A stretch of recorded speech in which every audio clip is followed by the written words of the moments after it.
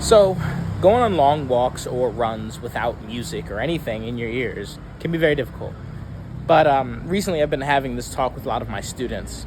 And to help people access this magical thing called silent running, right? I want you to realize something. There is no silence here. What's happening, the problem is, people are so hung up on themselves and their ego and the things that they need to do later on in the day, and maybe some things that happened in the past and all this stuff, that they're ignoring all of this noise around them. One of my favorite stories is about this guy. Oh man, I can't remember for the life of me the name, but it's in this book called Stillness is Key. Stillness is Key is a great book, and in that book he talks about someone that was like obsessed with silence, silent rooms, silent spaces, and getting in the most quiet places possible and staying there. And this is the really, really remarkable thing. It was really amazing what this person observed, okay? So he went into this vacuum-sealed room. You couldn't hear anything. This is the quietest room on earth. And they put him in there for a certain amount of time, and he came out, and he reported hearing plenty. And he was like, well, what could you possibly hear? There's nothing in there. And he said, I could hear the blood in my own veins. He could hear his heartbeat. He could hear all of the things that are happening inside of his own body. He's now conscious and aware of it because things around him are quieter. Now, how does this lead to, running and doing these long walks and getting lost in silence and all that stuff? Well, to start off with, it's about being observant, right? So if you think that there's no music happening right now, somebody's riding behind me right now, I hear that. I'll start to think, where does that come from? Where is he going? Right? There's roads all over the place here. So if I go running here, I don't need music. Every time there's a car behind me that's passing by, I hear rumbling. There's a rhythm to it. And then I start to think, where did they come from and where are they going?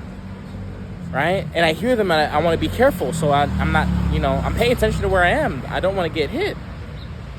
Right? I can smell things. Every hint, every different, hue that I can pick up is something that I can ponder. I can think about. I hear birds in the background. Right? I hear, if you get really quiet, you start to hear these distant voices, small conversations, footsteps. And then they say, if you get quiet enough, you can hear people's thoughts. Now, that one was a bit to unpack, and I loved hearing that. It helped change my whole perspective on fighting and, how to predict people. Be silent. When I'm going on this walk now, right, I keep, getting distracted by myself and my own reaction to all these things around me. So let's say I hear a bird chirp. And what I'm trying to do is I'm trying to take my ego out of it. So I'm trying to observe it without putting my spin on it. I'm trying to be a blank canvas in which the world paints on me. And the more accurate I am, right, the more I am in touch with what is actually happening and able to reflect that in the art of my canvas, right? The more in sync with the environment I am, right? The more in sync with everything I am.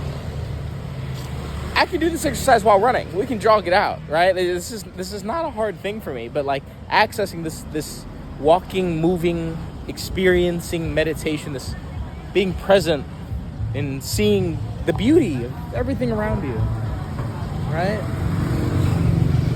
This is the magic of a walk.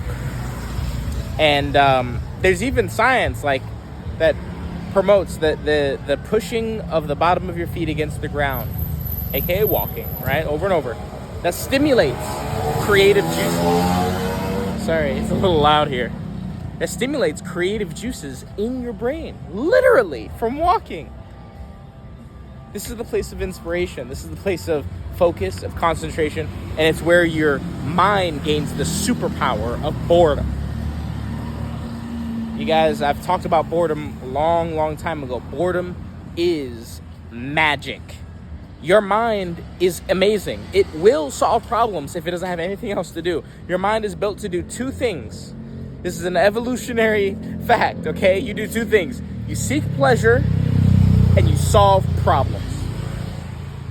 That's basically what we do, okay? We seek pleasure, we solve problems, okay? If we can't solve a problem, then we try to procreate until one of us can solve the goddamn problem. You know what I'm saying? And then we just seek pleasure. That's just how everything is. And I came to this realization on a 4-mile run, 2 days ago. And I realized just how important it is to just be bored. And that means do the same boring thing every day for the same boring amount of time, so that you can occupy your monkey mind and allow yourself to let the rhythm of the universe absorb you and help enlighten you. So all this to say, man, I really hope some of my students just get really consistent on freaking running. Run every day. Give me 3 miles, guys. That's a 5K, right? And if anyone is, unsure about meditation and running and the benefits of movement and the healthiness behind it, man, I urge you to do some more research. Read Stillness. Stillness is Key, I believe. Read that book. Give meditation a try. Study some Deepak Chopra or something like that, and have fun with whatever you're doing. So, yay. Happy training.